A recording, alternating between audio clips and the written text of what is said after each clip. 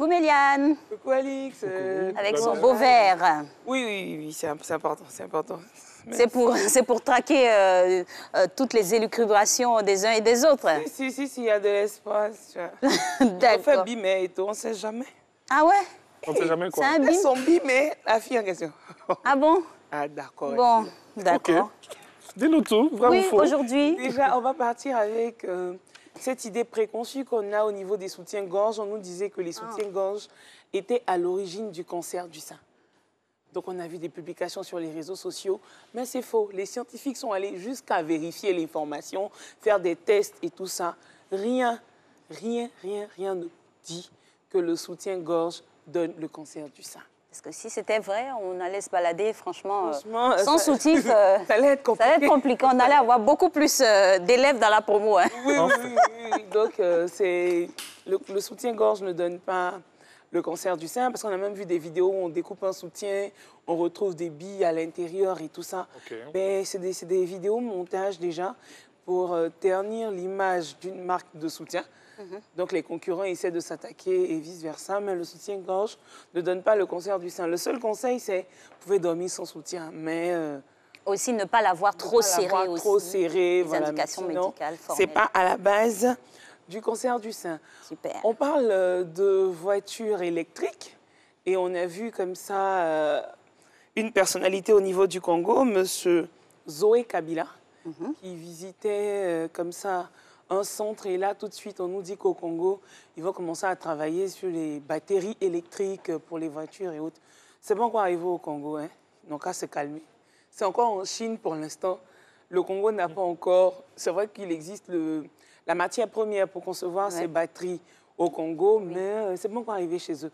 Peut-être on va commencer en Côte d'Ivoire avant d'arriver là-bas. Donc, calmez-vous, c'est pas encore arrivé. Et tout ceci participe du développement. C'est le développement qui est appelé avec Hargne. Donc, avec on Hargne, espère que ça sera espère qu'ils vont matérialisé essayer. véritablement. Mais bon, je pense que mon souhait, c'est que ça commence ici d'abord. Oui, la charité, bien entendu, commence par soi-même, on comprend. Bon, on revient sur ce monsieur, Samuel Eto'o, mais bon, cette fois-ci... La star du moment.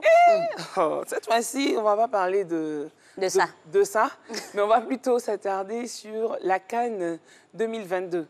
Voilà, certains comme ça diraient que Eto'o va reprendre la CAN en 2022, tout simplement parce qu'ils l'ont vu avec l'équipe du Cameroun et tout ça. Mais non. Il a juste l'intention de les coacher, mais lui-même...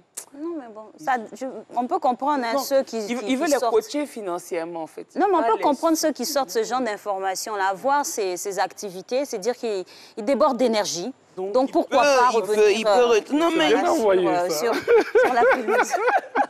Il n'a pas l'intention, ne vous inquiétez pas. C'est parce qu'il s'est donné. On va s'en occuper. C'est pas le même terrain. Il va les soutenir, voilà, financièrement et aider l'équipe. S'il laisse pas tout là-bas, les crampons. Envoyez-le. Est-ce que ça peut finir même cette histoire?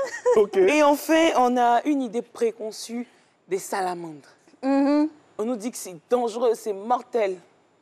Hélas, ils ne sont pas dangereux. Elle dit hélas parce qu'elle n'aime pas même ça. Non, les salamandres, je les aime pas. Mais en fait, les salamandres et les geckos ne sont pas dangereux pour l'être humain parce qu'on nous disait comme ça qu'ils sont mortels. S'ils tombent dans une chose, c'est la mort assurée. On nous disait que si tu marches une queue de salamandre, ton pied va s'enfler. C'était pas mal d'idées. Mais non, le salamandre ou le gecko ne donne pas... Le gecko que nous avons très souvent dans nos bureaux. Dans nos bureaux et tout. Non. Au contraire, en fait, ils agissent plutôt comme un insecticide, en fait.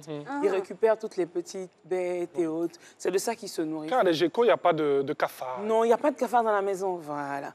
Mais... Bon, c'est soit gecko ou cafard. Il faut choisir l'animal de compagnie. Je pense qu'ils ne sont pas mortels. L'animal de vie. La seule version un peu dangereuse pour l'homme se trouve aux États-Unis. Mais là encore, ça donne que des irritations.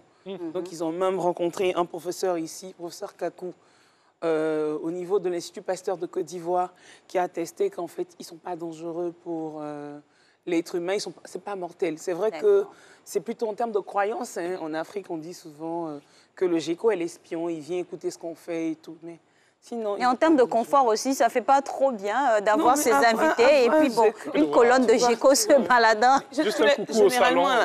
Ils ne viennent pas en famille, ils sont toujours seuls. Est-ce que vous avez déjà vu deux geckos? Ils viennent toujours seuls. Souvent deux, mais à différents endroits. Ouais, dans différents angles de la maison. Voilà, différence. Mais C'est que mettez aïe dans la maison parce que Merci beaucoup. Méliane, vrai ou faux donc avec Méliane Cuny.